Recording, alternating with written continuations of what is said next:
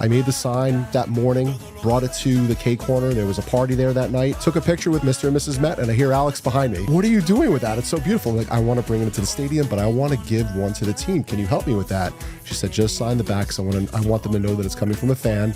And the rest was history. It just became a home run celebration trophy the moment Tyrone Taylor went yard in the third inning.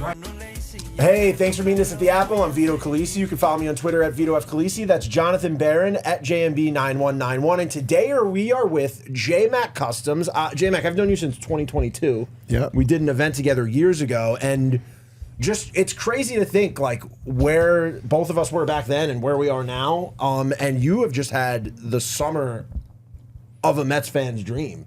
Yeah, it's the summer of '69, but the summer of '24. It's been an absolute whirlwind, an absolute dream.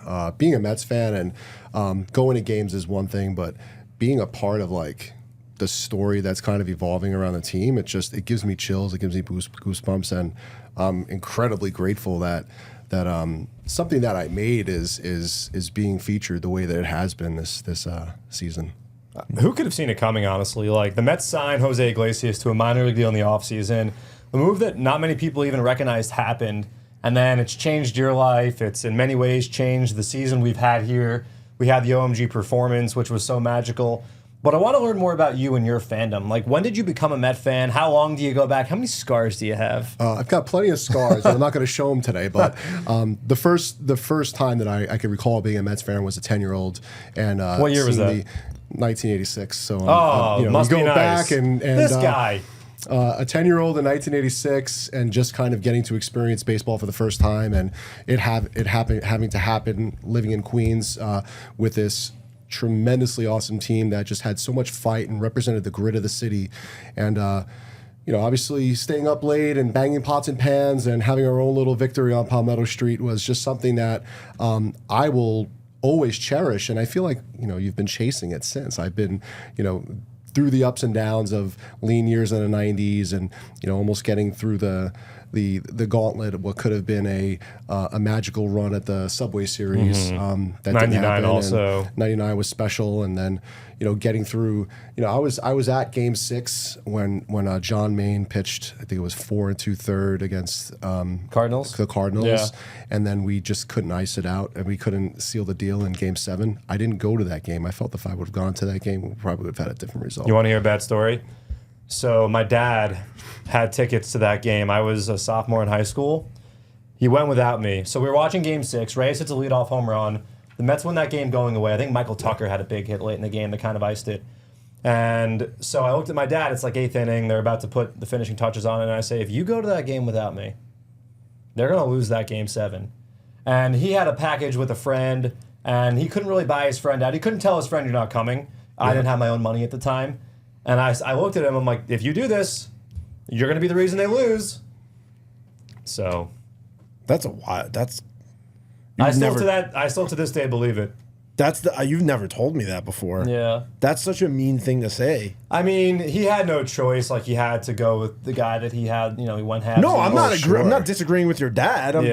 That's so crazy to say to him. Well, I mean, I wasn't wrong. 14-year-old me was sitting there, and then I had to sit in the house and cry by myself.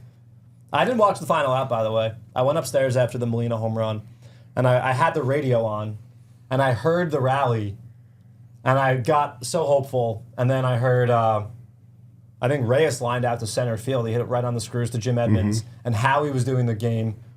No, it was Gary Cohen doing the game, and the excitement in his voice. I got so excited, and then, we know the rest, but... Yeah, I get it. A lot of scars for all of us. Yeah, scars, but, it's funny. This season, how it started off... going into the season, on opening day, I came with a really large, oversized piece. The seven line piece, right? Yeah, I messaged you. It was a large NY piece that had like blue and orange drip on it. Hanging out the 7 line opening day, we did a whole thing on Instagram. Myself, Danny Cortez, and a bunch of our crew were out. I messaged you because I saw a picture of the sign, and we'll show it in the episode right now.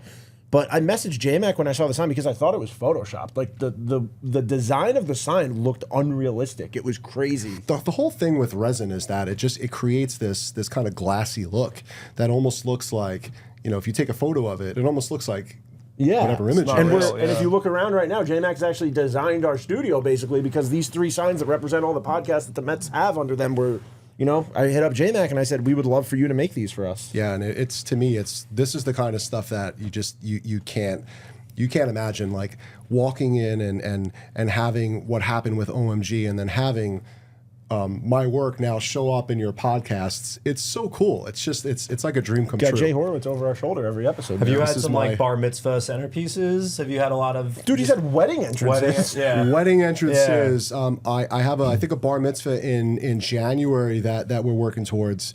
But I have 2 pieces going out. One piece that just went to an engagement party. There were 2 or 3 weddings in the previous 3 weeks, and I have another one that I'm shipping out tomorrow.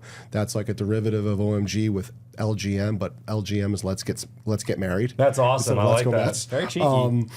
And that's going to be like 36 inches wide, and then I have to ship out. I have to meet somebody here on Thursday for a piece that they order for me for their wedding. That's the following weekend. So yeah, the wedding scene has been pretty popping. It's That's awesome. At my wedding, we danced to Narco, and John was there, and it was really fun. And I said to John, I was like, "Oh, it's crazy. If I got married this year, it obviously would have been OMG that we would have been celebrating this year." But why don't we talk about this piece you have right here? So Give us the dimensions, the height, the width, the weight. What player is this? well, I think it's Harrison Bader. That's a good comp. 6 foot, right? Yeah. 6'1". 6'1". So this is a 6 foot sign. So it's 6 foot by 3 foot, and could not do it in wood. For it would just be too heavy to carry, too cumbersome, and we didn't use resin to coat this. So was able to foam sculpt it using foam sculpting tools, and followed the whole same cut path that I would when I would make the regular OMG signs. But then I had to bring it somewhere to hard coat it. So a friend of mine who's like a mastermind with this stuff, he's done so many like really cool things, a lot of stuff in the horror world and like fantasy and stuff, and does a lot of stuff at like Broadway and shows. He hard coats for a living, so he hard coated this piece for me, and we got it painted over the weekend, and It's unreal. it's here. And the idea behind this was wanted something a little bit more powerful than just the 2 foot signs that are going around the stadium. They're in the final homestand. Yeah. I want this to be something that all fans can see and take a photo with, because this could be the last draw, and this is our last homestand. So let's celebrate with it. Let's give the team all of our energy, and hopefully this will do that. But ideally, what I really hope for this is that I want this to be on the parade float when we win the World Series. And I also want it to be in Jose's music video when he films the remix to OMG.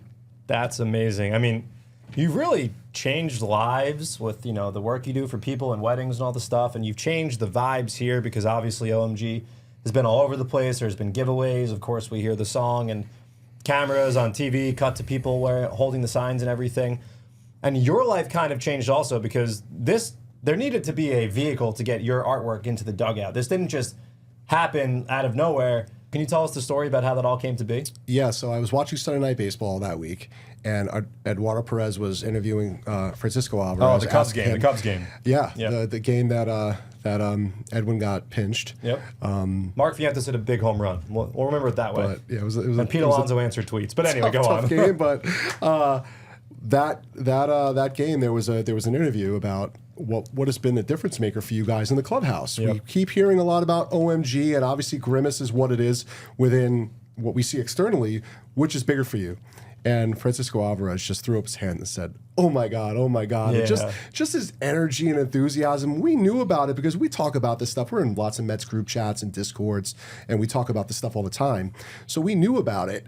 We just didn't know how big it was in the fabric of the clubhouse. So we knew that there was going to be a date of it coming out, and it happened to be on Pride Night that we had here it was that moved Friday up. night. It was supposed to be in like July, and They moved it up. They released it on Pride Night, and that week he had given shirts to his teammates, ownership, and I saw a picture of him with it. I saw a picture of Alex with it, and I rendered it, and I said, "This is what I'm going to bring to the park on Pride Night. I want to bring something big and something that I can possibly give to the team." The idea was always to give it to the team as like a way to just uplift them in the clubhouse and thank them for not giving up, because we were in a bad place on May 28th, May 30th. Yeah. And it was just, to me, it's like I didn't want the summer to be over. I didn't want to have a summer without baseball. So I made the sign, made it that morning, brought it to the K Corner. There was a party there that night. Took a picture with Mr. Met and Mr. and Mrs. Met, and I hear Alex behind me. Yep, she was. Oh my God, I that's saw so her beautiful. at the party. Yeah. And she's like, "What are you doing with that? It's so beautiful." I'm like, I want to bring it to the stadium, but I want to give one to the team. Can you help me with that? She said, "Just sign the back. So I want them to know that it's coming from a fan." And the rest was history. It became a home run celebration trophy the moment Tyrone Taylor went yard in the third inning. That's right, to right field. What was the first moment you saw it being used as that trophy like? I got a picture from a friend, James, he said to me, "Hey, dude, your sign is in the dugout right now." And he sends a picture to me of Starling Marte just sitting there at the top of the dugout with OMG. And then it wasn't Taylor's picture that I saw immediately. The first one I saw, I believe, was Pete Alonso, and then Jeff McNeil's. He hit the 3-run home run. With the big smile. Yep. That was on the back cover of Newsday, and I'm like, this is wild.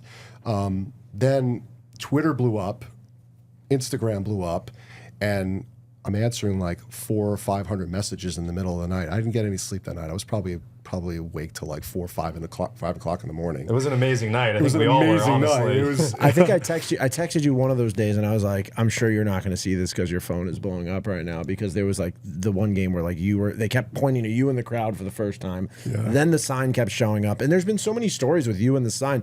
But well, tell us, like, what's your relationship been like with Jose Iglesias this year? It's wild. I mean, when the night that it happened and we had the fireworks ceremony, like I came down.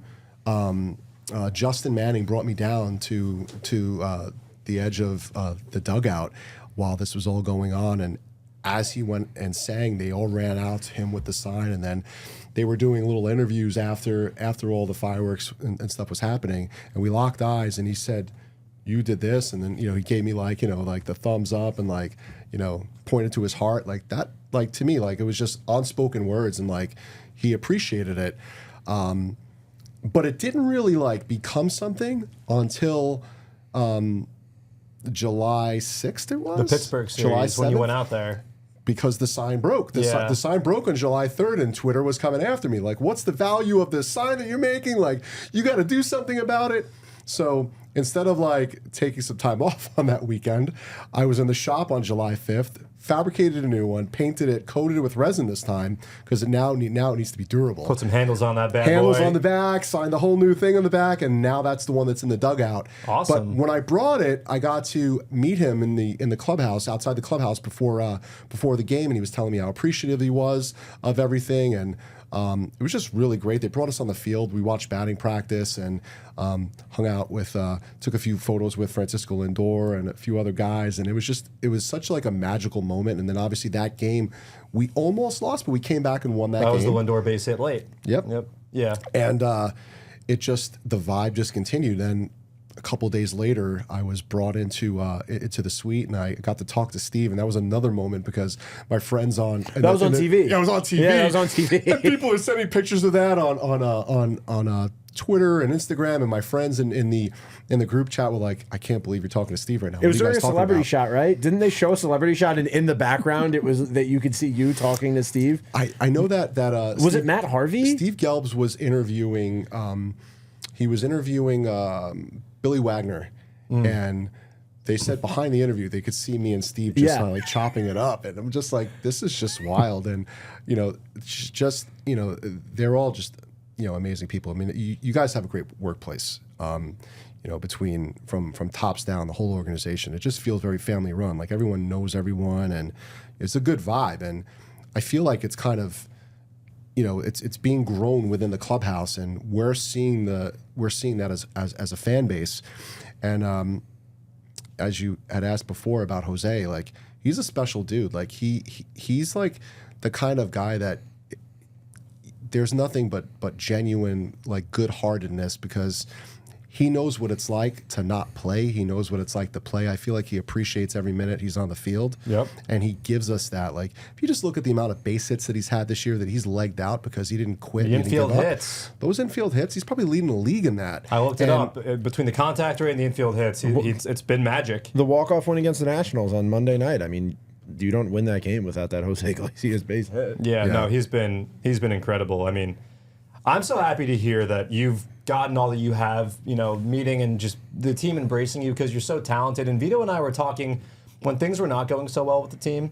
You look around Major League Baseball throughout the years, and like a good team has a cool home run celebration. Yep. The Tigers, not a great team, but they have like the Detroit Red Wings goal thing, and then they had the little Caesar's pizza thing, and you remember 2014, the towel in the dugout, and like it's just a great team bonding thing. The rally horse for a little bit. Yeah, but it has to be organic. That's the thing. And this happened so organically, and for a fan to make an impact, and a diehard Mets fan to make the impact that you've been able to make on this team in this season, it's amazing. I mean, I don't think that special really does the whole thing justice. So kudos to you and all your talent, and buy some artwork from this man because everything you do is amazing.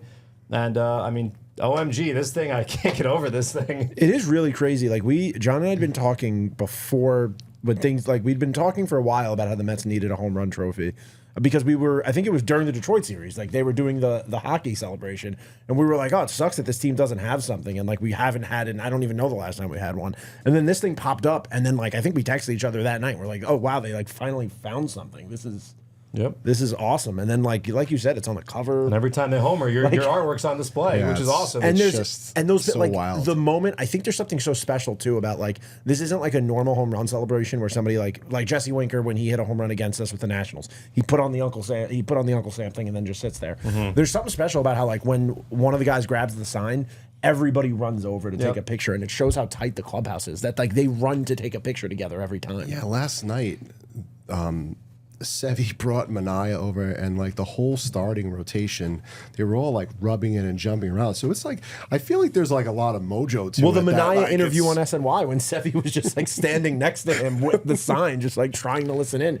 I mean, have you gotten a chance to speak to Sevy, the sign holder? Do you even like nobody knows how he just became the guy who runs the sign? I mean, Sevy does need his own sign, and it's something that we've got to figure that out. Like that's something that is he needs his own. I think I think that's his now. I think he's.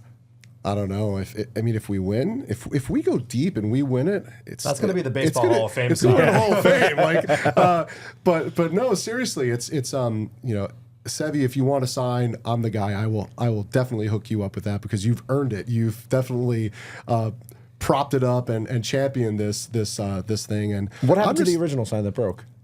They still have it. It just is like a placeholder. Well, Scotch tape and bubble gum. That thing will be. Well, they had orange. They had orange tape around, so it really matched well. Yeah. It just was not gonna go. It's not on brand. It's not on brand for the Mets. It's not on brand for me.